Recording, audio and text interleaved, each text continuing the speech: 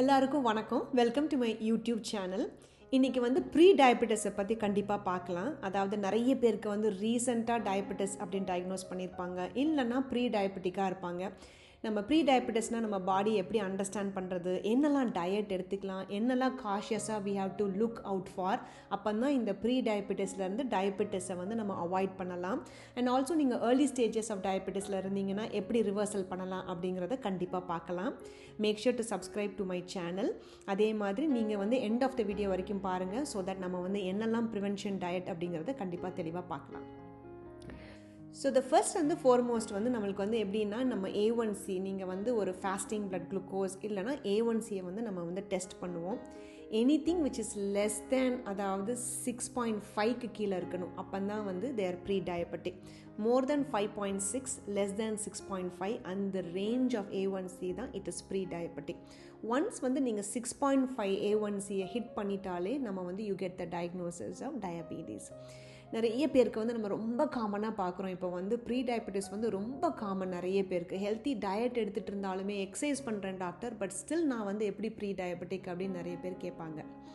அதுக்கு என்ன சொல்லலாம்னா, ஃபஸ்ட்டு நம்மளோட டயட்டில் நம்ம ப்ரைமரியாக நல்லா ஃபோக்கஸ் பண்ணணும். அதாவது the night before we going to bed, அதாவது லேட் நைட் ஸ்நாக்ஸ் எடுத்துகிட்டு சாப்பிட்ருந்தாலும் நம்ம நெக்ஸ்ட் டே நம்ம ஃபாஸ்டிங் பிளட் குளுக்கோஸை பார்த்தாலுமே அது ஒரு ப்ரீ டயபெட்டிக் ரேஞ்சில் இருக்கும். அதே மாதிரி நிறைய பேர் ஹை கார்பு மீல், அது மாதிரி நைட்டு நல்ல ரைஸு, இந்த ஸ்டார்ச்சி வெஜிடபிள்ஸ், இல்லைனா ஒரு மாட்ரேஷனாக இல்லாமல் இன்னும் கொஞ்சம் போர்ஷன் ஜாஸ்தியாக சாப்பிட்டுட்டாலும் நெக்ஸ்ட் டே நீங்கள் பார்த்தீங்கன்னா அவங்களுக்கு ப்ரீ டயபெட்டிக் ரேஞ்சில் இருக்கணும். சரி, எது செஞ்சாலும் ப்ரீ டயபெட்டிக்காக வருது டாக்டர், என்ன தான் ஒரு ஐடியல் மீல் அப்படின்னு கேட்டிங்கன்னா, நம்ம காலையில் பிரேக்ஃபாஸ்ட்லேருந்து ஆரம்பிக்கலாம். ஸோ ஃபஸ்ட்டு நீங்கள் ஒரு ஹெல்த்தி பிளேட் எடுத்துட்டிங்கன்னா, இப்போ நிறைய பேருக்கு இட்லி, தோசை, இப்போ ரைஸுக்கு பதிலாக நிறைய டிரான்ஸ்ஃபர்மேஷன் மில்லட்ஸ் வந்துருச்சு. மில்லட்டில் ஹை இன் ப்ரோட்டீன் இருக்குது. ஸோ அதனால் அந்த மில்லட் சப்ஸ்டியூட்டாக எடுத்துக்கலாம். இல்லைனா நீங்கள் பயறு வகைகள் இருக்குது இல்லையா, நிறைய பேர் மூங் தால் அண்ட் டிஃப்ரெண்ட் டைப் ஆஃப் பயறு வகைகள் இருக்குது, அதுலேயும் ப்ரோட்டீன் இருக்குது. அந்த மாதிரி மீல் இல்லைனா அதில் செஞ்ச தோசை, இட்லி அந்த மாதிரி சாப்பிடலாம். நிறைய பேர் ரோட்டி ஆர் சப்பாத்தி அந்த மாதிரி சாப்பிட்றவங்க ஒயிட், அதாவது ஒயிட்டாக இருக்கிற சப்பாத்தி மாவை விட ஹோல் கிரெயின்ஸ், அதாவது ஹோல் வீட்டு, அப்புறம் மல்டிபிள் அதர் கிரெயின்ஸில் கலந்துருக்கிற அந்த ஃபுட்டை கண்டிப்பாக சாப்பிடலாம்.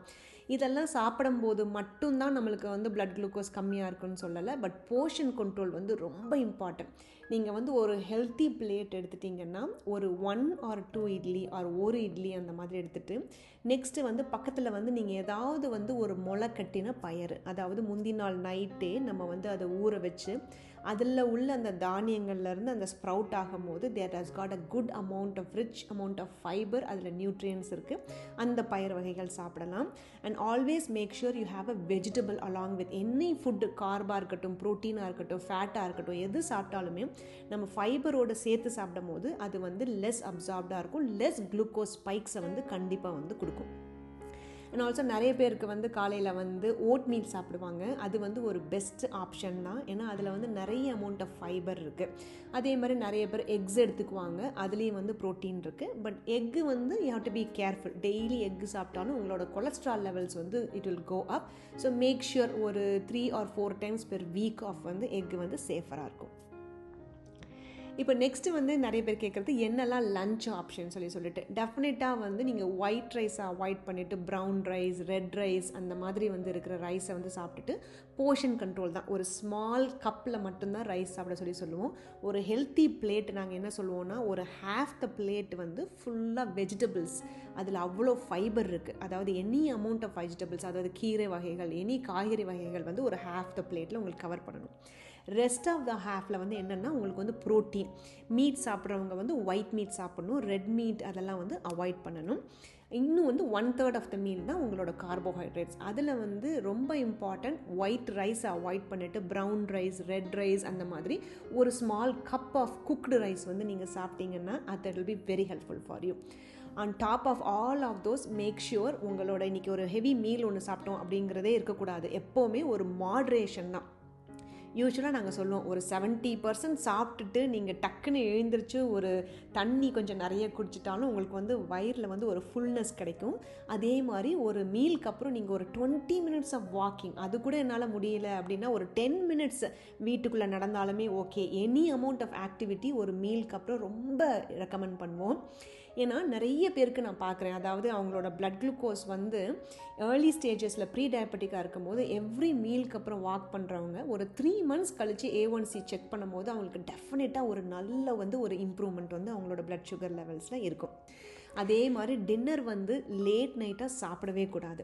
இப்போ வந்து 2 to 3 hours before going to bed. நீங்கள் வந்து ஒரு 9 மணிக்கு தூங்க போகிறீங்கன்னா ஒரு 6 o'clock சாப்பிட்றணும். ஒரு 10 o'clock தூங்க போகிறீங்கன்னா ஒரு 7க்கு முன்னாடியே உங்களோட டின்னரை வந்து முடிச்சிடணும். Because you need at least 3 hours to burn those extra amount of calories. அது வந்து நீங்கள் கண்டிப்பாக பண்ணணும். நிறைய பேர் கேட்பாங்க லேட் நைட் ஸ்நாக்ஸ் பசிக்குது டாக்டர் அப்படின்னு சொல்லிட்டு. நீங்கள் வந்து அதுக்கு என்ன ரீசன் அப்படின்னா, உங்களோட மீலில் கார்போஹைட்ரேட் இருந்துச்சுன்னா, அதாவது ரைஸு ரோட்டி அந்த மாதிரி சாப்பிடும்போது கார்போஹைட்ரேட்ஸ் ஜாஸ்தியான மீல் எடுத்திங்கன்னா உங்களோட குளுக்கோஸ் வந்து ஒரு ஸ்பைக்குக்கு போகும். அப்புறம் வந்து திடீர்னு கிராஷ் ஆகும்போது உங்களுக்கு ரொம்ப பசி வர்ற மாதிரி இருக்கும். ஹைப்போகிளைசீமியா, சுகர்ஸும் குறையும். அப்போ நான் என்ன சொல்வேன், அப்படி ஃபீல் பண்ணுறவங்க எப்படின்னா you have to take a protein meal. அதுக்கு வந்து நீங்கள் வந்து ப்ரோட்டீனை சப்ஸ்டியூட் பண்ணுங்கள். நிறைய பயிர் வகைகள், டோஃபு, லென்டில்ஸ், பீன்ஸு, தால் இதெல்லாம் சாப்பிட்லாம். அந்த ப்ரோட்டீன்ஸ் எடுத்து நீங்கள் நிறைய சாப்பிடும் போகுது உங்களுக்கு வந்து இந்த சுகர் ஸ்பைக் வந்து வராது. நிறைய பேர் சொல்லுவாங்க, அதாவது மில்லட் வந்து ரொம்ப இம்பார்ட்டன்ட் அப்படின்னு சொல்லிட்டு, ஏன்னா வந்து சஸ்டெயின்டு ரிலீஸ் கொடுக்கும். உங்களுக்கு வந்து குளுக்கோஸ் வந்து ஸ்பைக்ஸ் வராது மில்லட் சாப்பிடும்போது. அதே மாதிரி பயிர் வகைகளை வந்து நீங்கள் ஆட் பண்ணும்போது உங்களுக்கு அந்த குளுக்கோஸ் ஸ்பைக்ஸ் வந்து வராது. அதே மாதிரி நீங்கள் நிறைய தண்ணி through out the whole day குடித்தாலும் உங்களுக்கு ரொம்ப அந்த ஹங்கர் சிக்னல்ஸ்லாம் வந்து ரொம்ப வந்து வராது. அதில் இம்பார்ட்டன்ட் பாயிண்ட் வந்து என்னென்னா மாட்ரேஷன். இப்போ வந்து உங்களுக்கு சுகர் குறையவே மாட்டேங்குது, நான் கரெக்டாக நீங்கள் சொல்கிற ஹெல்த்தி பிளேட் தான் சாப்பிட்றேன் டாக்டர் நீங்கள் நினச்சிங்கன்னா உங்களோட பிளேட்டை வந்து போர்ஷனை வந்து அப்படியே ஹாஃபாக கண்ட்ரோல் பண்ணி பாருங்கள். உங்களோட போர்ஷன் கண்ட்ரோல் பண்ணாலும் கண்டிப்பாக வந்து சுகர் வந்து குறையும். அப்புறம் make sure to do exercises.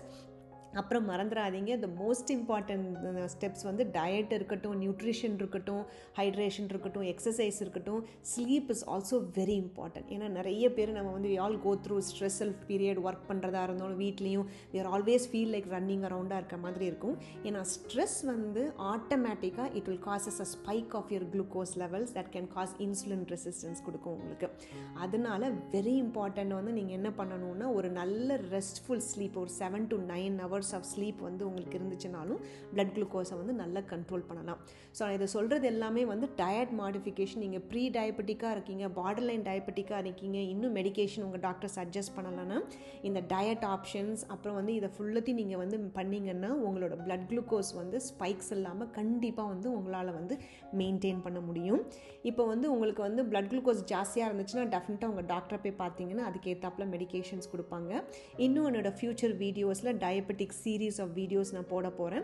அதில் உங்களுக்கு எதுவும் ஸ்பெசிஃபிக் டாபிக்ஸ் வந்து டிஸ்கஸ் பண்ணணுன்னா டெஃபினட்டாக உங்கள் காமெண்ட்டில் ப்ளேஸ் பண்ணுங்கள், நான் அதை கண்டிப்பாக உங்களுக்காக டிஸ்கஸ் பண்ணுறேன். ஐ ஹோப் இந்த ஷார்ட் செக்மெண்ட் ஆஃப் வீடியோ வந்து உங்கள் எல்லாருக்கும் ரொம்ப ஹெல்ப்ஃபுல்லாக இருக்கும் அப்படின்னு நினைக்கிறேன் டயபெட்டிஸை கண்ட்ரோல் பண்ணுறதுக்காக. தேங்க்யூ ஃபார் வாட்சிங் and I will see you all in my next video.